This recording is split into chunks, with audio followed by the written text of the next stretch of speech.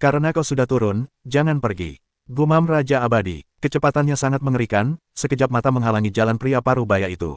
Pria parubaya itu terkejut, tetapi ia tak sanggup memikirkannya saat ini. Ia segera mengumpulkan seluruh kekuatannya, lalu mengorbankan tombak panjang dan membunuh Raja Abadi. Tombak ini adalah artefak, sekarang sepenuhnya aktif dan sangat kuat. Raja Abadi melihat pria parubaya itu menggunakan artefak, dan tidak ada perubahan di wajahnya.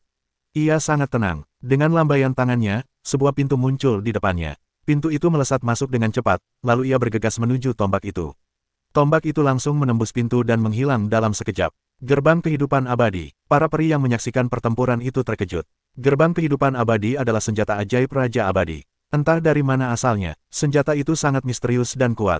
Segala sesuatu yang memasuki gerbang keabadian akan lenyap, dan di mana ia berakhir, hanya Raja Abadi yang tahu. Tombak panjang itu lenyap tanpa memberikan efek serangan apapun. Hal ini mengejutkan pria parubaya itu. Bagaimana mungkin ia dihancurkan dengan pukulan sekuat itu? Bagaimana mungkin? Bibir pria parubaya itu bergetar. Gerbang kehidupan abadiku dapat melahap segalanya. Raja Abadi bergumam, lalu melesat keluar dengan kekuatan dahsyat, menghantam tubuh pria parubaya itu. Tubuh pria parubaya itu terpental terbalik, berlumuran darah, dan hampir meledak. Puff! Pria parubaya itu memuntahkan seteguk darah, dan wajahnya pucat pasi. Ia tak percaya, ketika ia tiba di negeri dongeng, ia akan diserang seperti ini. Di saat yang sama, Raja Abadi telah terbunuh, dan sebuah telapak tangan besar ditepuk. Pria parubaya itu tak punya tempat untuk bersembunyi, dan langsung dihantam oleh telapak tangan itu. Raja Abadi yang abadi telah membunuh seorang keturunan dewa dengan telak, yang mengejutkan semua orang. Meskipun bukan tidak mungkin, itu tetap saja mengejutkan. Yang lebih menakutkan adalah orang-orang di pihak Dewa Takdir. Mereka tahu betul bahwa kekuatan kelompok pendatang ini bisa jauh lebih tinggi daripada mereka. Sekalipun mereka berada di negeri dongeng, mereka juga peri yang sangat mengerikan. Bagaimana mungkin Raja Peri biasa bisa menjadi saingan? Bagaimana mungkin ada begitu banyak peri mengerikan di negeri dongeng? Huodan tak bisa tenang. Sepertinya kita telah meremehkan Raja Peri negeri dongeng. Orang-orang takdir merasa gugup. Di pihak Raja Surgawi, semua orang menarik napas dingin. Raja Abadi Sembilan Pedang berkata, keadaan mengerikan apa yang telah dicapai Raja Abadi sekarang. Karakter ini sangat mengerikan. Tidak baik bagi kita untuk kembali saat ini, kata Raja Peri Biduk. Dia telah membunuh seseorang. Apalagi yang ingin dia lakukan? Raja Abadi menatap langit dan mengerutkan kening melihat niat Raja Peri Abadi untuk mundur. Raja Abadi berdiri di langit dan menatap celah itu. Kemudian dia membuka gerbang keabadian dan membidik celah itu. Raja Surgawi melihat pemandangan ini, dan hatinya bergetar. Dia segera bergegas keluar dan berkata, Raja Abadi, apakah kau takut dunia surgawi akan mengepungmu ketika kau melakukan ini? Siapa aku? Kaulah orangnya. Raja Abadi memandang rendah Raja Surgawi dan berkata, bahkan jika mereka datang ke negeri peri, mereka hanyalah kekuatan Raja Abadi. Di antara para dewa yang kuat, mereka tidak dapat lolos dari penindasan negeri peri. Raja Abadi menatap Raja Abadi tanpa rasa takut, lalu melanjutkan dengan berkata, itu kau. Mintalah lebih banyak kebahagiaan. Raja Surgawi menggertakkan giginya dan mengepalkan tinjunya, sehingga ia tidak dapat dengan mudah berkomunikasi dengan para dewa dan mengundang mereka. Akibatnya, ia bertemu dengan Raja Abadi yang abadi. Sekarang aku takut semua dewa akan jatuh. Raja Abadi, kita masih harus takut kepada Tuhan, jika tidak, kita tidak akan mampu menahan murka Tuhan. Raja Surgawi memperingatkan dengan sungguh-sungguh. Raja Abadi bergumam, berisik. Jika kau tidak mundur, jangan salahkan aku atas tindakanmu. Raja Abadi, jika dunia para dewa menerima hukuman Tuhan, apakah kau ingin seluruh negeri peri jatuh ke dalam krisis?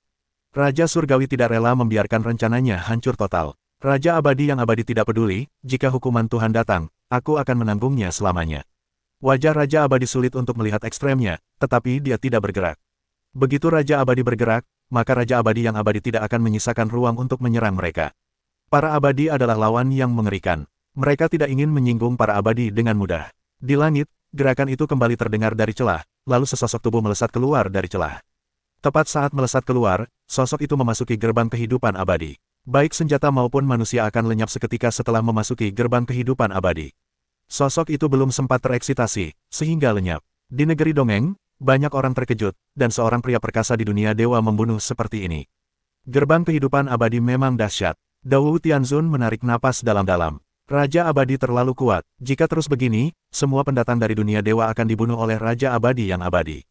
Beberapa orang terkagum-kagum. Akhirnya aku memiliki Raja Abadi yang kuat dan tak takut pada apapun. Sungguh hebat. Negeri peri akan mengurusi urusan negeri periku. Berapa anggaran untuk negeri peri? Seseorang di negeri peri bergumam. Mata Raja Abadi tampak muram, lalu berkata, Raja Abadi, kau bermain api. Pergi, Raja Abadi bersorak. Raja Surgawi tertegun sejenak. Wajahnya semakin muram. Raja Abadi, jangan menyesalinya suatu hari nanti. Raja Surgawi menggertakkan gigi dan bergumam, lalu berbalik dan pergi. Ia tahu bahwa kali ini sudah pasti, namun, kali ini tak bisa diubah. Di celah itu, masih ada orang-orang kuat di dunia dewa yang datang. Ada beberapa sosok berturut-turut, yang muncul dan menghilang di gerbang kehidupan abadi. Nasib orang-orang di sisi wajah ini sulit untuk dilihat secara ekstrim, mereka masih berharap orang-orang itu turun, mereka begitu tidak bermoral melakukan perjalanan melintasi negeri dongeng. Sekarang, mereka ingin melintasi gagasan negeri dongeng yang sepenuhnya dihilangkan, dewa yang kuat benar-benar terlalu mengerikan. Raja Abadi mengirim lebih dari 10 orang dari dunia dewa ke gerbang kehidupan abadi. Langkah ini sungguh menakjubkan, setelah waktu yang lama, tidak ada seorang pun yang muncul di celah dunia dewa. Raja Abadi menutup pintu kehidupan abadi. Ketika Raja Kehidupan Abadi menutup gerbang keabadian, tubuhnya berkelebat dan menghilang dalam sekejap. Kemunculan Raja Abadi telah sepenuhnya mengubah situasi yang akan segera berubah di dunia peri, yang membuat orang-orang tampak seperti mimpi. Raja Abadi dari surga dan yang lainnya sangat marah hingga seluruh tubuh mereka gemetar. Raja Abadi, tunggu, suatu hari nanti aku akan membuatmu menyesali apa yang kau lakukan hari ini, Raja Peri meraung. Jika kita dapat membawa Raja Abadi turun dalam barisan kita tidak akan takut pada siapapun di masa depan, dan kita pasti akan menang, kata Raja Peri Pisau Terbang. Jika orang kuat seperti Raja Abadi bisa bergerak, maka di era sebelumnya, ia sudah meminta untuk bergerak. Raja Feng Wuxian menggelengkan kepalanya. Kita tidak perlu mencoba untuk memenangkannya. Selama Raja Surgawi terus melakukannya, Raja Peri Abadi tidak akan pernah berdiri di pihak Raja Surgawi. Kata Raja Surgawi. Petik 2. Raja Abadi benar. Cepat atau lambat, Raja Abadi yang abadi akan menjadi lawan Raja Surgawi, kata Dou Tianzun sambil tersenyum tipis. Raja Abadi yang abadi sungguh luar biasa. Untuk sesaat, semua orang membicarakan Raja Abadi yang abadi, dan Raja Peri Abadi telah menjadi bahan pembicaraan semua orang setelah makan malam. Setelah kembalinya Raja Abadi, beberapa bulan berlalu. Dalam beberapa bulan terakhir, semuanya tampak sangat tenang, tetapi dalam kegelapan, semuanya telah melonjak. Di dalam kelompok etnis utama, bintang-bintang yang sedang naik daun terus muncul dan membuat keributan di negeri dongeng. Meskipun gerakan ini tidak sebesar Raja Peri, mereka juga secara bertahap mengubah situasi keseluruhan negeri dongeng. Generasi muda telah menembus semakin banyak peri setengah langkah, yang membuktikan bahwa akan ada begitu banyak orang yang akan menjadi peri di masa depan. Di antara ras-ras utama, beberapa bakat generasi muda sering bertarung untuk membuktikan nilai dan pentingnya keberadaan mereka di era ini. Setelah beberapa saat, beberapa generasi muda membuat daftar peringkat, mencatat semua Raja Abadi setengah langkah dari generasi muda dalam periode waktu ini, dan memberi peringkat mereka berdasarkan wilayah dan kemenangan atau kekalahan pertempuran sebelumnya. Di bagian atas daftar adalah Daoyan, diikuti oleh tubuh suci, tubuh abadi Linghuyu. Peringkat ini dikenal sebagai daftar peringkat raja. Dengan kata lain, semakin tinggi peringkatnya, semakin besar kemungkinan mereka menjadi Raja Abadi. Meskipun banyak orang tahu bahwa tabel peringkat ini tidak dapat mewakili apa adanya, masih banyak orang yang peduli dengan peringkat di atas. Jika demikian, beberapa peringkat relatif rendah, dan mereka yang berada di bawah akan langsung menantang para pemuda kuat di atas untuk menunjukkan kekuatan mereka. Meskipun daftar ini tampak konyol bagi banyak orang, harus dikatakan bahwa karena kemunculannya, generasi muda penuh semangat juang, yang membuat seluruh generasi muda negeri dongeng lebih aktif. Tubuh limbah bawaan muncul, langsung menyapu daftar peringkat banyak talenta muda, sekarang berada di peringkat 10 besar. Sebuah berita mengejutkan keluar, yang langsung mengejutkan semua orang. Sebelumnya, tubuh itu tidak pernah muncul, tetapi sekarang tiba-tiba muncul, dan itu adalah blockbuster. Setelah kemunculan tubuh limbah, ada tubuh khusus, yang disebut tubuh Tianlei.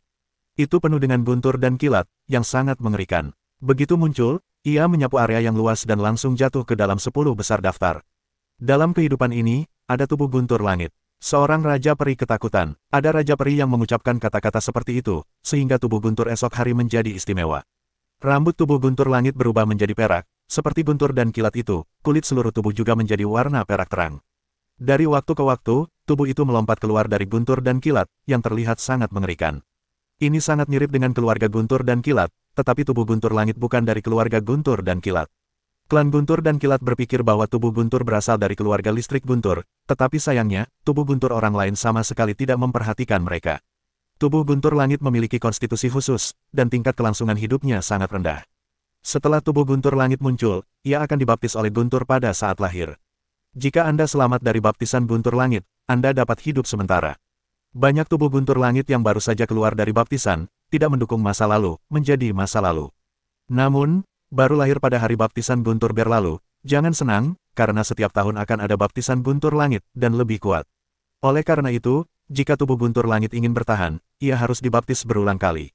Baptisan guntur baru dapat dihentikan setelah tubuh guntur langit selesai. Dapat dibayangkan betapa mengerikannya tubuh guntur langit setelah bertahan. Saya ingat di era besar terakhir, tubuh guntur langit hancur berkeping-keping saat bencana. Oleh karena itu, di era besar terakhir, tubuh guntur langit kekurangan tubuh guntur langit. Di era besar ini, saya tidak tahu apakah tubuh guntur langit dapat bertahan atau tidak, kata Raja Peri Sembilan Yang. Kita bisa mempertimbangkan tubuh guntur langit untuk bergabung dengan barisan kita. Ketika saatnya tiba, setelah tubuh guntur langit selesai, kita juga akan memiliki penolong yang kuat. Kata Raja Peri Kinglun, kita seharusnya tidak ikut campur dalam urusan generasi muda. Kita akan memilih sendiri ketika mereka menjadi peri. Dao Tianzun menggelengkan kepalanya. Dia tidak ingin terlalu banyak ikut campur. Ini benar-benar zaman yang makmur. Saya merasa semua fisik istimewa akan muncul di era ini, kata Raja Peri Langit sambil tersenyum. Para Raja Abadi lainnya yang hadir sedikit terkejut, lalu mengangguk setuju. Menara Pencerahan, Ye Chen telah menghabiskan lebih dari 2 tahun di Wudao Talin, tetapi ia masih belum mencapai setengah jalan menuju Raja Abadi. Meskipun demikian, Ye Chen telah memasuki ribuan menara pencerahan dan memahami ribuan metode Tao Zongzong. Saat ini, akumulasinya tak tertandingi. Terlebih lagi, Ye Chen secara bertahap mengintegrasikan metode-metode Tao ini, yang tampaknya telah menemukan kekuatan yang sangat misterius. Kekuatan misterius itu belum terbentuk, hanya sebuah perasaan. Berdasarkan perasaan ini, Ye Chen sangat yakin bahwa jika ia memahami lebih banyak Taoisme, maka kekuatan misterius itu akan terbentuk secara bertahap. Ye Chen dapat merasakan bahwa jika kekuatan misterius itu terbentuk sepenuhnya, itu akan sangat mengerikan. Itu juga merupakan asal mula jalan surga dan bumi, yang sangat mengerikan. Setelah itu, Ye Chen memiliki tujuan yang lebih positif. Ia merasa bahwa sungguh tidak membuang-buang waktu untuk tinggal di sini begitu lama. Dalam upaya Ye Chen yang tak kenal lelah untuk memahami Tao Dharma, sebuah pintu muncul di langit hutan menara, dan suara Dao Tianzun keluar dari pintu. Siapa yang perlu keluar? Pada saat ini, Ye Fan, Yun Fan, dan Yun Yi bergegas ke gerbang. Ye Wuyu dan Liu Piaoyue masih berada di hutan menara Wudao. Ye Wuyu belum menembus Raja Abadi setengah langkah, dan Liu Piaoyue sedang menunggu Ye Chen. Bagaimana kabar Ye Chen sekarang? Ketika Dao Tianzun melihat Ye Fan keluar, ia bertanya. Ayah belum mencapai terobosan. Dia telah memasuki ribuan pagoda pencerahan dan memahami ribuan metode Tao, kata Ye Fan. Apakah ayah belum mencapai terobosan? Dao Tianzun mengerutkan kening, dan dia juga ragu. Dengan pemahamannya tentang kekuatan Ye Chen seharusnya bisa segera mencapai 8 Raja Abadi.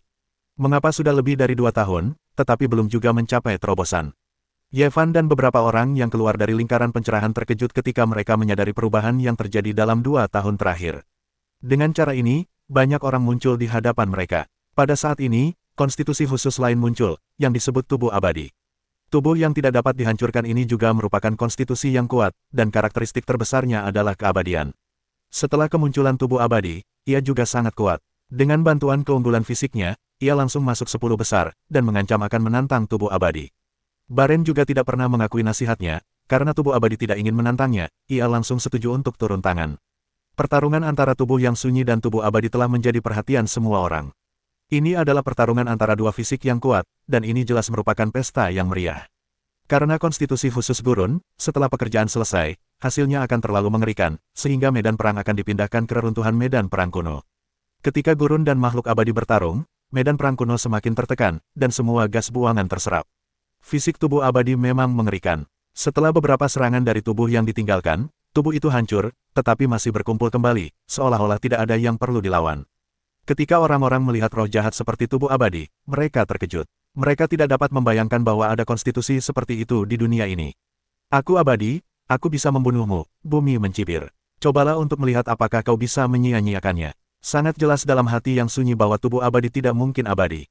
Dunia ini tidak akan membiarkan orang-orang seperti itu ada, dan pasti ada kelemahan. Kehancuran sekarang adalah untuk menemukan kelemahan yang abadi. Selama menemukan kelemahan itu, yang abadi akan kehilangan keuntungan apapun. Kehancuran akan terus memadatkan gas buangan, menyerang lagi, dan tubuh yang tidak mati sama sekali tidak peduli dengan serangan sunyi, membiarkan sunyi menghancurkan tubuhnya. Setelah tubuhnya hancur, ia sekali lagi bersatu. Setelah lebih dari 10 kali mengalami hal seperti itu, Baren akhirnya menemukan solusinya. Sudut mulut Baren sedikit terangkat, dan berkata dengan suara dingin, tubuh yang tak mati, hari ini aku akan menghancurkanmu. Tangan Baren dengan cepat memadatkan kekuatan kehancuran yang kuat, menuju tubuh masa lalu. Tubuh yang tak hancur itu masih dibiarkan hancur oleh kehancuran. Namun, ketika tubuh abadi hendak memadat, Baren dengan cepat meraih sepotong pecahan tubuh yang tak hancur. Potongan pecahan itu tiba-tiba bergetar, lalu dengan cepat mundur dari serangan kehancuran. Baren menghantam kosong, tubuh itu dengan cepat memadat, lalu menatap kehancuran dengan cemas, dan berkata, bagaimana menurutmu? Tubuh yang tak mati, itu lelucon, setiap kali kau menggumpalkan kembali tubuh dengan cara yang sama, itu hanya orang bodoh yang bisa melihatnya. Baren dan menghina, wajah bumi jelek, jika pihak lain melihat kelemahannya, ia akan kehilangan keuntungan apapun. Kekuatan tubuh yang hancur lebih kuat daripada tubuh mayat hidup. Sekarang, kelemahan tubuh yang tak terhancurkan telah terlihat oleh kehancuran itu lagi. Jika kita terus bertarung, tubuh yang tak terhancurkan itu pasti akan mati. Mata bumi berbalik dan kemudian berkata, aku mengaku kalah. Suara bumi merendah, dan semua orang yang menyaksikan pertempuran terkejut. Apakah bumi mengaku kalah seperti ini? Baren berkata dengan nada menghina, aku tidak ingin memulai dengan yang lemah, itu terlalu membosankan. Baren selesai, berbalik dan pergi. Wajah bumi sangat buruk rupa. Dia ingin membuktikan kekuatannya melalui perang ini. Namun, tak disangka, si tandus bisa melihat kekurangannya begitu cepat. Perang ini tak hanya gagal membuktikan kekuatannya, tetapi juga membuatnya kehilangan muka dan membuatnya terpuruk. Di era besar ini, tantangan seperti ini hampir terjadi setiap hari. Ada yang menjadi terkenal karenanya, ada pula yang jatuh karenanya, dan mereka akan hampa selamanya. Di era persaingan untuk yang terbaik ini, semua orang berjuang untuk meraih kesuksesan. Sekalipun harus mati, ia akan sama putus asanya seperti ngengat yang mencari api. Era seperti ini sungguh kejam. Sudah ditakdirkan banyak orang akan menjadi batu loncatan dan tulang belulang di bawah kaki orang lain. Dalam suasana seperti itu, daratan Kyushu tiba-tiba muncul sebidang Xiaoguang. Di Xiaoguang itu, terlihat bayangan beberapa istana.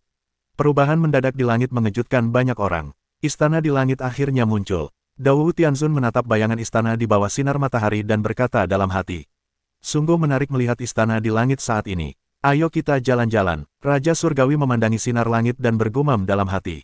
Semua peri memandang istana di bawah sinar matahari, dan mata mereka berbinar-binar. Kemudian, sang kaisar pergi ke Xiaoguang. Raja Surgawi kemudian memasuki sinar matahari, dan yang lainnya pun masuk. Banyak orang ragu, ke tempat manakah tepatnya Raja Peri bisa berkumpul. Tidakkah kau pergi ke istana di langit? Di Gunung Danyang, Raja Abadi Danyang dan Raja Abadi duduk bersama dan bermain catur. Raja Abadi Danyang memperhatikan jalan Raja Abadi. Aku tidak akan pergi. Tidak perlu pergi ke sana jika aku sudah pernah ke sana. Kurasa kau harus pergi dan melihatnya, kata Raja Abadi. Tidak, jawab Raja Peri Danyang singkat. Kalau tidak, kau bisa bermain catur denganku, kata Raja Abadi sambil tersenyum. Raja Abadi Danyang menatap Raja Abadi dan berkata, apa isi istana di langit? Apakah ada kesempatan untuk menjadi dewa? Tanda tanya, bagaimana menurutmu? Aku masuk, dan sekarang aku bukan dewa. Raja Abadi mengangkat bahu dan berkata sambil tersenyum. Raja Abadi Danyang berkata, aku serius denganmu. Aku tidak bermaksud tidak sopan, kata Raja Abadi. Bukankah kau sekarang seorang dewa setengah dewa? Tanya Raja Peri Danyang. Setengah dewa itu kentut, dan setengah dewa bisa menjadi dewa. Bisakah Raja Peri setengah langka dianggap sebagai Raja Peri? Raja Abadi mendengus menghina. Raja Peri Danyang berkata sambil tersenyum, setidaknya, di negeri dongeng, kau tidak punya saingan. Jangan bilang begitu, apapun bisa terjadi di era besar ini. Aku tidak terkalahkan. Raja Abadi sepertinya mengatakannya dengan sangat serius. Sangat rendah hati, tanya Raja Abadi Danyang. Itu bukan kerendahan hati, aku hanya hidup sedikit lebih lama dari mereka. Orang-orang seperti Dao dan Tianming memiliki potensi besar. Jika mereka hidup selama aku, mereka mungkin telah menjadi dewa. Kata Raja Abadi. Raja Abadi Danyang menghela napas, ya, mereka sungguh menakjubkan. Sayang sekali di era besar terakhir, mereka melewatkan istana di langit. Di era besar ini, meskipun mereka telah menunggu istana di langit, mereka telah melewati seluruh hidup mereka dan melewatkan kesempatan terbaik. Tidak ada waktu terbaik, bukan waktu terbaik. Jika kau benar-benar memiliki kesempatan untuk menjadi dewa, bahkan jika kau telah menjalani beberapa masa kejayaan, itu tergantung pada sifat masing-masing individu, kata Raja Abadi. Raja Abadi Danyang berkata, jika kita membiarkan para talenta muda ini memasuki istana surga, apa yang akan terjadi? Raja Abadi mendengar saran ini, matanya tiba-tiba berbinar, lalu berkata sambil tersenyum, ini ide yang bagus, mungkin kita bisa mengeluarkan beberapa peri terlebih dahulu. Hampir semua dari 10 orang teratas dalam daftar memiliki fisik yang istimewa. Jika mereka menjadi peri, mereka akan menjadi lebih menakjubkan, kata Raja Peri Danyang. Itu saja, aku akan melewati lorong istana di langit, biarkan orang-orang kecil itu masuk ke istana di langit, dan biarkan aku melihat apakah mereka telah menjadi Raja Abadi. Raja Abadi tertawa. Kemudian, Raja Abadi tidak bermain catur. Ia langsung pergi ke istana di langit dan membuka saluran dengan kekuatan sihir yang besar. Awalnya, hanya Raja Abadi yang bisa memasuki istana, tetapi sekarang Raja Abadi bisa masuk, dan Raja Peri setengah langkah juga bisa masuk. Semua anak Raja Peri setengah langkah, jika kalian ingin segera menjadi Raja Peri, kalian bisa masuk dan membentuk lingkaran, kata Raja Abadi dengan lantang. Semua orang di seluruh daratan Kyushu mendengar tentang hal itu, dan semua Raja Peri Banbu hampir bersemangat. Banyak Raja Peri setengah langkah tidak tahan, dan segera pergi ke istana di langit. Kemudian, selama itu adalah Banbu Xianwang, baik itu generasi tua Banbu Xianwang atau generasi muda Banbu Xianwang, mereka semua berbondong-bondong masuk. Saat ini, dunia telah sangat berubah, dan generasi tua Raja Peri Banbu juga telah meningkat banyak. Hu Xiaotian telah sangat dekat dengan Raja Peri, tetapi tidak dapat menerobos, kali ini mungkin kesempatan yang bagus. Satu persatu, Raja Peri setengah langkah memasuki istana di langit. Raja Peri abadi itu menyeringai dan berkata dalam hati, terserah kemampuan kalian masing-masing. Coba kulihat berapa banyak dari kalian yang bisa menjadi raja. Setelah Raja Peri dan Raja Peri setengah langkah meninggalkan Kyushu, negeri Kyushu tiba-tiba menjadi sunyi. Para ahli di tingkat ke-9 Hunyuan Daluo Jinxian menatap istana di langit, dengan rasa iri yang tak terkira. Dalam cahaya itu, istana itu tampak seperti ilusi, tampak sangat tidak nyata. Dunia di sini begitu luas sehingga tak terlihat ujungnya. Setelah semua Raja Peri setengah langkah memasuki tempat ini, mereka bingung harus kemana. Situasinya belum jelas. Kita harus berhati-hati dan memberi perhatian khusus kepada orang-orang di pihak Raja Surgawi. Hu Xiaotian memberitahu seluruh umat manusia di aliansi Tiandao. Kali ini, manfaatkan kesempatan ini untuk melihat mereka dengan saksama. Semua makhluk dan dewa akan dihancurkan. Fei Tianhu tidak malu, kau akan menghancurkannya. Roh Kudus bergumam, omong kosong, kalau aku bisa membunuh mereka, aku masih akan berkicau di sini. Harimau Fei Tian memutar matanya. Sialan, aku pernah melihat yang tak tahu malu. Tapi aku belum pernah melihat yang begitu tak tahu malu. Wajar saja mengatakan itu. Si kecil Roh Kudus membenci jalan itu. Ini namanya mengenal diri sendiri. Harimau Fei Tian sama sekali tidak tersipu. Sudahlah, jangan bertengkar, kita usahakan untuk tidak bertindak sendiri-sendiri, berdua atau bertiga saja, agar tidak dikepung, kata Hu Xiaotian dengan sungguh-sungguh. Sekarang di Istana Langit, Hu Xiaotian adalah seorang penatua, dan semua orang secara alami patuh pada Hu Xiaotian. Kemudian, kami semua berkumpul berdua-dua dan bertiga, menuju ke segala arah. Kali ini, aku pasti akan menjadi Raja Peri. Harimau Fei Tian bersumpah, kau akan mati kalau tidak menyombongkan diri. Roh Kudus bergumam, meskipun mereka bertengkar setiap hari, mereka tetap berkumpul ketika berkelompok. Pada akhirnya, tak seorang pun mau bersama mereka karena mereka akan bosan setengah mati karena pertengkaran mereka. Sebagai Roh Kudus, kupikir kau harus menantang tubuh suci dan memanfaatkan kesempatan tubuh suci, dan kau mungkin akan menjadi tubuh suci. Flying Tiger menyihir jalannya. Aku tidak bodoh. Bisakah aku menghadapi tubuh suci sekarang? Kecuali aku menjadi Raja Peri dulu, baru aku bisa membunuhnya dalam hitungan detik. Kau harus mempertahankan kemuliaan roh sucimu dulu. Flying Tiger berkata dengan sungguh-sungguh. Petik 2. Kentut, aku ingin hidup lebih lama. Meskipun dia sedikit gila di waktu biasa, dia tidak bodoh. Dia masih tahu apa yang bisa dilakukan dan apa yang tidak bisa dilakukan. Flying Tiger, hei, senyum. Tahu bahwa tidak dapat menyihir Roh Kudus, tidak ada gunanya, hanya dapat menggelengkan kepala dan mendesah, oh, lupakan saja, aku dapat melihat, kamu seorang pengecut. Pergi, Roh Kudus berkata dengan nada tidak senang. Kali ini kesempatan yang bagus. Kita akan membunuh tubuh Tao dan tubuh sampah di sini. Dengan begitu, akan ada sedikit lawan di masa depan. Di pihak Raja Surgawi, Bumi menyarankan. Senti memandang tubuh abadi itu dengan jijik dan berkata, aku ingin mengalahkan Daoti secara terbuka dan jujur, dan memenangkan kembali martabatku. Tidak masuk akal bagi seseorang untuk mengakui kekalahan secara sukarela. Petik 2. Kurasa tidak buruk untuk mengatakan bahwa era yang hebat ini haruslah era yang makmur. Semua fisik istimewa telah muncul, dan ada banyak bakat. Jika kau tidak ingin disingkirkan, kau harus menggunakan cara istimewa. Seorang pemuda setuju. Pria ini juga berfisik istimewa, tetapi konstitusinya tidak sekuat itu. Ia adalah tubuh roh, terutama menyerang dengan kekuatan jiwa, dan kekuatan tempurnya tidak terlalu kuat. Hanya jika kau tidak cukup kuat, kau akan ingin menggunakan 3 cara sembarangan berikutnya untuk meraih kemenangan. Tubuh suci juga sangat meremehkan Tao. Mereka berdua bertubuh kuat dan memiliki kepercayaan diri yang kuat, sehingga mereka sangat meremehkan hal-hal seperti serangan diam-diam dan pengepungan. Ekspresi tubuh abadi dan tubuh jiwa agak malu, dan akhirnya mereka tidak mengatakan apa-apa. Dalam hal ini, istana-istana itu nyata tetapi ilusi. Banyak orang telah menuju ke istana, tetapi mereka memiliki perasaan bahwa mereka tidak dapat mencapai istana-istana. Banyak orang bahkan mulai meragukan apakah istana itu nyata atau tidak. Sementara yang lain mencari peluang di langit, Ye Chen terus memahami di hutan menara pencerahan. Dengan semakin banyak Taoisme yang dia pahami, Ye Chen dapat dengan jelas merasakan kekuatan misterius itu, yang tampaknya secara bertahap terbentuk. Hati Ye Chen entah kenapa bersemangat, dia tidak sabar untuk mempercepat kecepatan kultivasi. Dan kemudian, Ye Wuyu akhirnya berhasil menembus Raja Peri setengah langkah. Di seluruh menara pencerahan, hanya Ye Chen yang tersisa tanpa terobosan. Ye Chen tidak terburu-buru untuk menerobos. Yang lebih ia cemaskan adalah ia akan berjalan melewati semua menara pencerahan ini dan berlatih di satu sisi. Saat ini, Ye Chen mengerahkan satu energi untuk bertransformasi menjadi 3 pencerahan, dan 3 Ye Chen memasuki pagoda yang berbeda secara bersamaan untuk memahami Tao Dharma. Itu 3 kali lebih cepat. Dalam sekejap, 3 bulan lagi telah berlalu, dan Ye Chen kini telah memasuki lebih dari 2000 pagoda pencerahan. Dalam proses ini, Ye Chen semakin jelas merasakan kekuatan misterius semacam itu. Kekuatan itu memiliki tekanan yang sangat kuat. Jika diperluas, itu akan menjadi seperti ladang atau sangkar, yang dapat mengunci kekuatan lain dan menekannya secara komprehensif. Ye Chen benar-benar merasakan kekuatan misterius ini, dan sangat terkejut. Jika digunakan dalam pertempuran, Ye Chen yakin ia akan memiliki keuntungan yang sangat nyata. Untuk menguji kekuatannya, Ye Chen harus menemukan Ye Wuyu dan bertarung dengannya. Saat bertarung dengan cara ini, Ye Wuyu langsung merasa bahwa Taoismenya seperti ditekan atau dijebak sepenuhnya. Ia tidak dapat sepenuhnya meledak dan efektivitas tempurnya sangat berkurang. Ketika Ye Chen mendengar perasaan Ye Wuyu dan situasi yang diamati dalam pertempuran, ia menjadi lebih sadar akan peran kekuatan ini.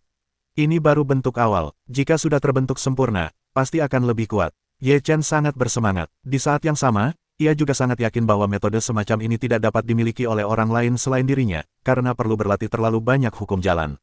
Bahkan jika itu adalah gaya Tao, ia mungkin belum mengolah 3000 jalan. Oleh karena itu, jika metodenya disempurnakan, pasti akan menakutkan di masa depan. Ye Chen terus memahami hukum jalan, dan menikmatinya. Sudah lebih dari 3 bulan sejak istana di langit berlalu. Beberapa orang telah datang ke istana-istana itu, tetapi sungguh sangat sulit untuk memanjat istana. Sebelumnya, ketika seseorang menaiki istana, mereka langsung ditekan oleh kekuatan yang dahsyat. Akhirnya, mereka tak tahan lagi dengan ledakan tubuh mereka, dan platform batu berlumuran darah. Orang-orang di belakang ketakutan, lalu menjadi waspada, tidak berani memanjat platform batu sesuka hati. Di antara orang-orang ini, pertahanan tubuh suci seharusnya yang paling kuat. Tubuh suci juga mencoba memanjat platform batu, tetapi baru setelah menaiki 3 anak tangga, tubuhnya retak dan tidak bisa melangkah lebih jauh. Bahkan tubuh suci pun tak bisa menginjaknya. Bagaimana kita bisa masuk ke istana? Beberapa orang mendesah, hati mereka terasa sangat enggan. Pasti ada hal-hal baik di istana. Sayang sekali platform batu itu terlalu sulit untuk didaki. Platform batu istana ini sangat kuat. Meskipun berbahaya, platform ini juga cocok untuk berkultivasi. Tao Yan mengamati dan berkata di bawah platform batu. Biasanya, tidak masalah untuk menaiki anak tangga pertama, tetapi tekanan pada anak tangga kedua agak tinggi. Harimau Feitian menyentuh dagunya. Selangkah demi selangkah, aku tak bisa naik ke sana. Roh kecil itu keras kepala. Sekarang tidak ada cara lain selain ini. Ye Xin menghela napas dan berkata tanpa daya. Kemudian, Dao Yan mencoba yang pertama. Ia hanya bisa menaiki anak tangga kedua. Ketika mencapai anak tangga ketiga, tubuhnya tak sanggup lagi. Namun Dao Yan telah bekerja keras, setiap kali ia akan bertahan untuk waktu yang lama, sampai ia benar-benar tak sanggup lagi, ia akan pensiun. Setelah latihan berulang kali, tubuh Dao Yan perlahan mulai beradaptasi dengan tekanan anak tangga ketiga, dan ia mampu bertahan di anak tangga tersebut dengan setidaknya 1 kaki. Meskipun, setelah beberapa hari, kemajuan ini sangat menggembirakan. Kemudian, banyak orang mulai meniru Dao Yan dan mengasah diri dengan tekanan tersebut. Namun, bagi sebagian orang, metode seperti itu tidak masalah, dan bagi sebagian orang, itu tidak memungkinkan. Karena itu, tubuh beberapa orang pecah dan berubah menjadi gumpalan daging dan darah, yang berceceran di anak tangga. Situasi seperti itu telah terjadi lebih dari 10 kali, dan lebih dari 10 gumpalan daging dan darah berceceran di anak tangga. Banyak orang menganggap ini sebagai peringatan, berhati-hatilah, jika tidak, mudah hancur berkeping-keping oleh tekanan di anak tangga. Sedikit latihan seperti itu, sangat membutuhkan daya tahan, mungkin 10 hari setengah bulan untuk menaiki 1 anak tangga. Namun, dalam proses seperti itu, banyak orang merasa bahwa kekuatan mereka terlalu lambat meningkat. Hampir setiap anak tangga, ada sedikit kekuatan. Meskipun setiap kali tidak banyak, sangat sulit untuk mengetahui bahwa pada level mereka, sangat sulit untuk meningkatkan kekuatan mereka dalam 10 hari setengah bulan. Sekarang, 10 hari setengah bulan untuk meningkatkan sedikit kekuatan, itu sudah sangat mengerikan. Intinya, total ada 108 anak tangga. Jika Anda naik 100 anak tangga, Anda tidak hanya akan meningkatkan kekuatan Anda sedikit. Kita semua telah melihat situasi seperti itu, jadi kita akan berusaha keras. Mungkin setelah menaiki 108 anak tangga, kita dapat menembus alam Raja Peri. Di seluruh langit, ada 9 istana, yang masing-masing seperti ini. Dan sekarang di setiap istana, ada seorang Raja Peri. Di setiap istana, terdapat patung perunggu, dan setiap patung berbeda. Inikah pendiri 9 gunung abadi? Dao Tianzun menatap patung perunggu di depannya, dengan tatapan takjub di matanya. Para pendiri 9 gunung abadi adalah orang-orang kuat pertama yang memasuki dunia dewa. Konon, mereka meninggalkan kesempatan untuk menjadi dewa. Dari zaman kuno hingga sekarang, banyak orang telah naik ke dunia dewa karena mereka memasuki istana surgawi, gumam Raja Peri. Konon, Raja Abadi pernah memasuki istana surgawi. Mengapa dia tidak terbang ke surga? Tanya Raja Feng Wuxian. Mungkin dia tidak menemukan kesempatan untuk menjadi dewa. Kali ini, kita tidak boleh melewatkan kesempatan seperti ini. Inilah satu-satunya kesempatan kita, kata Raja Peri 9 Yang. Untuk sesaat, Raja Abadi dari semua orang yang hadir mulai mencari kesempatan untuk menjadi dewa di istana. Tidak ada yang istimewa di istana ini kecuali sebuah patung perunggu. Dao Tianzun dan yang lainnya telah lama mencarinya, tetapi mereka tidak menemukan apapun. Mereka semua menatap patung perunggu itu dengan ragu. Di mana peluang untuk menjadi dewa? Dao Tianzun mengerutkan kening. Apakah kita benar-benar ditakdirkan untuk tidak menjadi dewa? King Lun Immortal King Craft. Aku sudah menunggu begitu lama untuk menjadi dewa. Aku harus menjadi dewa. Raja Peri Pisau Terbang enggan berkata. Ayo kita pergi ke istana lain dan melihat-lihat. Mungkin kita bisa mendapatkan sesuatu, kata Feng Wuxian Wang. Di istana lain, Raja Surgawi dan yang lainnya juga tidak mendapatkan apa-apa. Mereka tidak mengerti di mana peluang untuk menjadi dewa. Apakah tidak ada peluang untuk menjadi dewa? Raja Iblis Naga mengerutkan kening.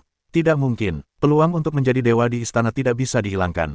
Kita harus memahaminya sendiri. Raja Surgawi berkata dengan tegas. Tidak ada yang ditemukan di sini. Bagaimana aku bisa merasakannya? Wajah raja itu muram. Kita harus memanfaatkan kesempatan untuk menjadi dewa sebelum Dao Tianzun dan yang lainnya. Raja Surgawi berkata dengan sungguh-sungguh. Sekarang, semua peri tidak mendapatkan apa-apa. Mereka hanya bisa terus mencari di istana, berharap menemukan petunjuk. Dan setengah langkah di bawah tangga istana, para Raja Peri juga mencoba memanjat. Dalam latihan mereka yang konstan, waktu juga berlalu dengan cepat. Dalam sekejap mata, setengah tahun telah berlalu. Setelah setengah tahun, dalam proses ini, masih banyak darah Raja Abadi yang berceceran di tangga, dan darah pantai di tangga semakin mengejutkan. Ketika beberapa orang mencapai lebih dari 10 anak tangga, darah mereka tumpah di tempat, jadi kita tidak bisa ceroboh dalam keadaan apapun. Dalam setengah tahun terakhir, jumlah orang terbanyak di tempat kejadian hanya menginjak lebih dari 30 lantai, yang masih jauh dari 108 lantai. Ketika Hu Xiaotian naik ke lantai 36 salah satu tangga istana, ia tiba-tiba duduk, dan kekuatan batinnya meledak seperti pegas, dan napasnya langsung meningkat. Beberapa orang di tempat kejadian terkejut melihat harimau itu mengaum di langit. Apakah Hu Xiaotian akan menembus alam Raja Peri? Bagaimana kau bisa menjadi Raja Peri di sini? Banyak orang berseru, mata mereka penuh iri. Harimau itu mengaum ke dalam tubuh, seekor harimau putih besar tergeletak di tangga, semuanya memancarkan cahaya menyilaukan, kekuatan darah yang kuat menyembur keluar, bumi berguncang. Raungan, suara siulan yang memekakkan telinga muncul di istana di langit. Kemudian, guntur langit bergemuruh di atas istana di langit, dan bencana datang sesuai rencana. Bencana akan datang. Keluar, banyak orang yang hadir sangat ketakutan, dan buru-buru melangkah keluar dari tangga, jauh di kejauhan. Ini adalah malapetaka surgawi dari Raja Abadi. Terlalu mengerikan, bahkan jika dia telah menjadi Raja Abadi yang kuat, dia akan takut, apalagi Raja Peri setengah langkah. Itu hanya bau bencana yang tak tertahankan. Harimau putih besar itu menatap Tianba di langit. Dia tak kenal takut di matanya dan meraung pada malapetaka itu, seolah-olah dia sedang memprovokasi. Boom, Tianji juga tampak marah. Langsung turun, semuanya terbelah menjadi harimau Xiaotian. Harimau itu mengaum di langit, dan darah akan menyembur keluar untuk menahan serangan malapetaka alam. Teror Tianji tak tertandingi, bahkan langkah-langkahnya bisa terbuka. Hu Xiaotian dibungkus oleh Tianji dan terus-menerus mengirimkan raungan. Dia bertarung melawan Tianji dan tidak ingin dihancurkan di Tianji. Kekacauan surga menghancurkan segalanya. Bulu putih salju harimau yang mengaum menjadi gelap, gas darah tubuhnya tidak sekuat sebelumnya, banyak melemah. Hu Xiaotian masih meraung, tetapi raungan itu bercampur dengan rasa sakit. Bisakah Hu Xiaotian bertahan? Seseorang bergumam pada dirinya sendiri. Aku tidak bisa. Seseorang mencibir. Tianji masih begitu kuat sehingga sepertinya tidak ada niat untuk mundur. Sepertinya Hu Xiaotian sudah pergi. Jika terus seperti ini, Hu Xiaotian pasti akan mati. Seseorang yakin. Hu Xiaotian terbaring di tanah. Seluruh tubuhnya tidak hanya hangus terbakar, tetapi juga berlumuran darah. Banyak bekas luka muncul di tubuhnya, masing-masing sangat mengejutkan. Hu Xiaotian menggertakkan gigi dan bersikeras, tanpa berpikir untuk menyerah, karena dia tahu bahwa begitu dia rileks, itu berarti dia akan hancur. Berapa banyak orang yang tidak selamat dari bencana alam, melainkan dihancurkan oleh bencana surgawi. Mereka tidak dapat dengan mudah mencapai Raja Abadi, tetapi di level terakhir, mereka berada di dalam debu.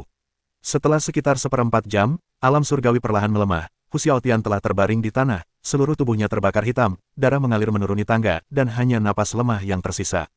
Bencana itu berangsur-angsur menghilang, semua gerakan menghilang, dan hanya seekor harimau putih besar yang berdarah di tangga. Napas Hu Xiaotian lemah. Tampaknya bahkan setelah bencana, ia tidak dapat bertahan hidup. Pada saat ini, mata beberapa orang menunjukkan kesempatan untuk membunuh. Sesosok bergegas menaiki tangga, dan kemudian pedang menebas Hu Xiaotian, ingin membunuh Raja Peri baru ketika Hu Xiaotian berada dalam kondisi terlemah. Semua orang terkejut ketika mereka melihat pemandangan ini. Tidak ada yang menyangka bahwa seseorang akan memiliki keberanian untuk menyerang Raja Peri secara diam-diam. Hu Xiaotian, matilah. Itu adalah seorang lelaki tua. Dia datang dari surga. Dia adalah Raja Peri setengah langkah yang selamat dari surga. Raja Peri setengah langkah melihat Hu Xiaotian tak bergerak, dan mulutnya menunjukkan senyum kemenangan, tetapi saat cahaya pedangnya mengenai Hu Xiaotian, cahaya pedang itu hancur. Senyum Raja Peri setengah langkah itu langsung menegang, lalu kulit kepalanya mati rasa, merasakan bahaya besar, dan segera mundur. Kau pikir aku bisa menyelinap masuk jika aku terluka parah? Aku sudah menjadi Raja Peri, dan Raja Peri tetaplah Raja Peri. Bahkan jika itu Raja Peri yang terluka, kau tidak seperti dia yang bisa menyelinap masuk. Suara auman harimau terdengar. Dia berbalik dengan lemah, lalu menatap Raja Peri setengah langkah di langit dengan niat membunuh, mengangkat telapak tangan harimau, dan menunjuk Raja Peri setengah langkah. Seberkas cahaya meledak dari telapak tangan harimau itu. Kecepatannya sangat mengerikan. Raja Peri setengah langkah tidak bisa menghindarinya. Kepalanya langsung tertusuk. Puff! Kepala Raja Peri setengah langkah meledak, dan tubuhnya jatuh ke tanah. Mereka semua menarik napas dingin. Inilah perbedaan antara Raja Peri dan Raja Peri setengah langkah. Satu jari dapat menghancurkan sekelompok Raja Peri setengah langkah, kata seseorang, hampir gemetar. Ada banyak orang yang hadir yang berasal dari pihak Raja Surgawi. Terjadi perseteruan besar antara Raja Surgawi dan Dao Tianxun. Sekarang setelah Hu Xiaotian menjadi raja, hati mereka bergetar. Tatapan Hu Xiaotian menyapu tubuh orang-orang. Semua orang di tempat kejadian merasakan tekanan yang luar biasa ketika mereka menatap mata Hu Xiaotian. Sekarang mereka bahkan tidak berani saling memandang. Ada perbedaan besar antara Raja Peri dan Raja Peri setengah kaki. Napas Raja Peri setengah langkah dan Raja Peri tidak dapat dibandingkan. Menjadi Raja Peri adalah hasil dari perubahan kuantitatif menuju perubahan kualitatif. Hu Xiaotian memandang Raja Surgawi, bersenandung, dan tidak memperhatikannya. Ia telah mencapai ranah Raja Peri. Baginya, Raja Peri setengah langkah hanyalah semut. Sebagai Raja Peri, ia tidak perlu memiliki pemahaman yang sama dengan semut. Setelah dibaptis oleh bencana alam, seluruh tubuh Hu Xiaotian telah banyak berubah. Kekuatan darahnya menjadi lebih kuat, dan darah, daging, dan otot seluruh tubuhnya menjadi jauh lebih kuat, benar-benar berbeda dari periode Raja Abadi setengah abad. Daging dan darahnya sembuh secara otomatis, luka-lukanya pulih, napasnya menanjak dengan cepat, dan ia segera mencapai puncaknya. Hu Xiaotian, yang telah mencapai kondisi puncak, memiliki rasa penindasan yang kuat, yang dapat membuat semua orang merasa menggigil dan memiliki dorongan untuk berlutut dan menyembah. Setelah menerobos ke alam Raja Peri, tubuh Hu Xiaotian tidak lagi tertindas oleh anak tangga. Ia mengabaikan orang lain dan langsung menaiki anak tangga ke 108 dan berjalan menuju istana. Tidak ada Raja Peri di istana ini. Setelah Hu Xiaotian memasuki istana, ia hanya melihat satu patung perunggu di istana. Ia bingung, apakah benar-benar hanya ada satu patung perunggu di istana ini? Jika demikian, mengapa peri lain datang ke sini? Hu Xiaotian telah lama mencari istana ini tanpa hasil. Namun, ia tahu betul pasti ada sesuatu di dalamnya, kalau tidak, peri-peri lain takkan berbondong-bondong mendatanginya. Hu Xiaotian tak pergi, ia pun duduk di istana, menatap patung perunggu itu dengan saksama. Setelah Hu Xiaotian menjadi Raja para Dewa, di tangga istana lain, salah satu protos, yang telah menjadi Raja Peri setengah langkah selama bertahun-tahun, akhirnya membawa bencana. Mereka semua mundur jauh. Bencana itu melanda, sungguh mengerikan. Keluarga protos melancarkan 9 aspek medan terlarang dan berusaha keras melawan serangan bencana itu. Sejumlah luka terus bermunculan di sekujur tubuhnya, jubah merah berlumuran darah, tulang-tulangnya juga patah, dan seluruh tubuhnya dengan cepat jatuh ke tanah. Ketika orang-orang menyaksikan pemandangan ini, mereka semua menarik napas. Bencana Raja Abadi sungguh mengerikan. Bahkan Raja Abadi pun mungkin telah tewas di bawah bencana tersebut. Klan Raja Abadi masih berjuang. Ia sangat enggan bertarung, dan tubuhnya hampir hancur, hanya menyisakan kepalanya. Ia masih berusaha melawan bencana tersebut. Pada akhirnya, ia berhasil melewati masa lalu dan menjadi Raja Peri yang baru. Para protos tua sangat bersemangat, selamat dari bencana, tubuhnya cepat pulih, dan segera pulih menjadi manusia seutuhnya. Para protos berdiri di tangga dengan tatapan tajam dan rasa bangga. Haha, akhirnya aku menjadi Raja Peri, haha. Para protos tertawa terbahak-bahak. Selamat kepada Raja Peri. Ada Raja Peri takdir di sini, Raja Peri setengah langkah yang kuat, yaitu He Xidao. Mulai sekarang, kau bisa menyebut dirimu Raja 9 Abadi. Aku telah melihat Raja 9 Dewa. Banyak orang yang hadir patuh. Entah mereka yakin atau tidak, tetapi sekarang para tetua protos telah menjadi Raja Dewa, status mereka telah berubah drastis, jadi mereka tidak bisa lagi merasa kagum. Haha, Raja Sembilan Dewa tertawa dan menikmati kehormatan dipuja. Setelah itu, ia berbalik dan menaiki 108 anak tangga, lalu berjalan langsung menuju istana. Di langit di bawah istana, Raja Abadi dan Raja Danyang Xianwang di Gunung Danyang memandangi istana langit dari kejauhan, sudut mulut mereka sedikit terangkat. Lumayan, begitu cepat seseorang berhasil menembus alam Raja Abadi, kata Raja Peri Danyang sambil tersenyum. Butuh lebih dari setengah tahun bagi seseorang untuk bisa menembusnya. Agak mengecewakan, Raja Abadi menggelengkan kepalanya dengan sedikit ketidakpuasan. Raja Peri Danyang berkata sambil tersenyum, jangan terlalu keras. Di mana Raja Peri bisa begitu mudah menjadi Raja Peri? Kau belum pernah ke istana di langit. Kau tidak tahu bahwa langkah-langkah itu adalah cara terbaik untuk meningkatkan kekuatan mereka. Dalam lingkungan seperti itu, mereka semua membutuhkan waktu yang sangat lama, sungguh mengecewakan. Raja Abadi menggelengkan kepalanya. Raja Abadi Danyang berkata, persyaratannya tidak boleh terlalu tinggi. Sungguh menakjubkan menjadi Raja Peri. Aku akan melihat apakah konstitusi khusus itu bisa menjadi Raja Peri kali ini. Jika kau tidak menjadi Raja Peri setelah menaiki 100 anak tangga, pada dasarnya itu sia-sia, kata Raja Abadi. Di hutan pagoda, kecepatan pencerahan Ye Chen semakin cepat. Ketiga sosok itu mampu memahami Tao secara bersamaan. Ribuan pagoda pencerahan di seluruh hutan pagoda pencerahan hampir sepenuhnya telah dijelajahi sekali. Ye Chen semakin mahir dalam menguasai kekuatan itu, dan semakin jelas, serta memahami prinsipnya. Bahkan jika Ye Chen adalah metode pengajaran yang saling melengkapi, tidak ada yang bisa mempelajarinya. Ini mengharuskan Ye Chen untuk memahami banyak hal tentang Taoisme. Cara semacam ini dapat memenjarakan Dharma Tao seseorang, jadi untuk sementara aku akan menyebut cara semacam ini sebagai larangan Tao. Ye Chen menyentuh dagunya dan berpikir, ayah, pagoda yang tersisa tidak banyak. Apakah ayah ingin menembus setengah langkah Raja Peri? Tanya Ye Wuyu. Tergantung, kata Ye Chen santai. Sebenarnya, hatinya masih sedikit gelisah. Jika tidak ada terobosan dalam memahami begitu banyak metode Tao, sungguh agak tidak masuk akal. Di bawah pengaruh Ye Chen, Ye Wuyu juga mulai memasuki menara pencerahan untuk memahami berbagai metode Tao, dan juga ingin mempraktikkan Taoisme. Namun, ia juga memasuki ratusan menara pencerahan, tetapi ia tidak merasakan apa-apa. Beberapa bulan kemudian, Ye Chen telah menjelajahi semua pagoda di hutan pagoda pencerahan, dan telah memahami Tao Dharma sekali lagi. Ye Chen sekarang mulai memilah-milah semua metode Tao dan ingin menyempurnakan larangan Tao. Ye Chen duduk di hutan menara pencerahan selama 3 bulan, terus-menerus menyempurnakan larangan jalan, mengintegrasikan jalan, dan akhirnya menyempurnakan jalan tersebut ke tingkat yang paling memuaskan. Setelah semua ini, Ye Chen mulai fokus pada ranah terdekat. Pada saat ini, ia sangat dekat dengan Raja Abadi setengah langkah, tetapi tidak ada kesempatan untuk menerobos, yang membuat Ye Chen sedikit terdiam. Ia mencoba berkali-kali untuk menembus penghalang yang hampir transparan dengan paksa, tetapi ia tetap tidak berhasil. Ye Chen merasa sedikit tidak berdaya. Ia menarik napas dalam-dalam, dan Liu Piaoyue menghampirinya. Melihat ekspresi Ye Chen yang tak berdaya, ia menghiburnya, santai saja. Kau telah melewati begitu banyak rintangan. Kali ini, pasti tidak ada masalah. Ye Chen tersenyum tipis, lalu berkata, jangan khawatirkan aku pasti akan berhasil. Mungkin kau perlu menerobos dengan cara yang berbeda, kata Liu. Cara lain. Setelah mendengar ini, Ye Chen sedikit tergerak hatinya. Ia merasa terinspirasi, tetapi ia agak ragu dan tidak ingin mengerti. Di istana di langit, bencana lain datang. Kali ini, bencana itu disertai dengan suara Tao, yang menimbulkan suara keras dan berdampak besar pada bumi. Pendeta Tao tua itu diselimuti bencana alam, dan seluruh tubuhnya terpotong-potong. Jubah Tao-nya yang usang bahkan lebih compang camping. Darah mengalir dari jubah Tao dan mewarnai jubah Tao itu menjadi merah. Suara pendeta Tao di tubuhnya tak henti-hentinya. Ia terus menggunakan jalan untuk memblokirnya selama setengah jam. Kemudian bencana itu lenyap sepenuhnya. Tulang-tulang pendeta Tao tua itu hancur berkeping-keping di tanah, dan daging serta darah mereka menjadi kabur. Namun, napasnya semakin kuat dan kuat. Ada semacam kekuatan tak terlihat yang menyelimutinya, yang membuat semua orang yang hadir merasa sangat tidak nyaman. Selamat telah menjadi Raja Peri. King Miu segera menyapa. Pendeta Tao tua itu tertawa dan berkata, panggil aku Raja Peri Roda. Lihatlah Raja Peri Roda. Banyak orang menyembah di bawah, penuh kekaguman. Di Gunung Danyang, Danyang Xianwang dan Xianwang yang abadi menyaksikan Tianji muncul kembali. Danyang Xianwang berkata sambil tersenyum, kali ini, bencana alamnya agak lama, dan ada suara Tao. Orang ini tidak sederhana. Baiklah, tidak apa-apa. Semakin lama bencana alamnya, semakin kuat kekuatan tempurnya setelah menjadi Raja Abadi. Raja Abadi berkata dengan ringan. Pria itu tampaknya adalah orang dari Dan Wu Tianzun, kata Raja Peri Danyang. Aku tidak tahu apakah Dawu telah menemukan kesempatan untuk menjadi dewa. Raja Abadi bergumam pada dirinya sendiri. Sudah hampir setahun sejak itu. Kecuali 3 orang yang telah menembus alam Raja Peri, para peri itu tidak bergerak sama sekali.